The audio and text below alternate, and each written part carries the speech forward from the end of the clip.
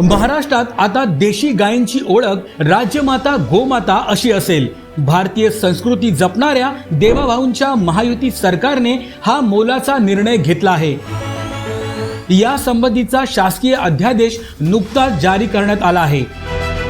महाराष्ट्रात देशी गायींच्या संख्येत वाढ करून त्यांचं संवर्धन करण्याच्या दृष्टीने देशी गायींच्या पालन पोषणासाठी पशुपालकांना प्रेरित करण्यासाठी हा महत्त्वाचा निर्णय घेण्यात आला आहे।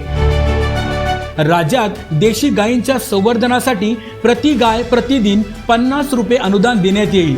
गोशाळांना अत्यल्प उत्पन्न असल्याने त्यांच्या मदतीसाठी हा निर्णय घेण्यात आला आहे। त्या देशी गायीचं संवर्धन झालं पाहिजे म्हणून हा दर्जा देण्यात आलेला आहे।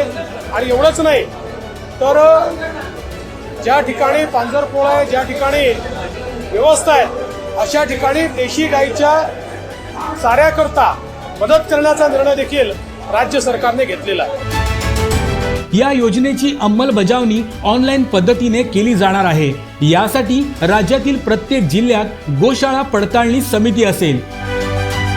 या निर्णयामुळे गोमातेचं रक्षण होणार आहे।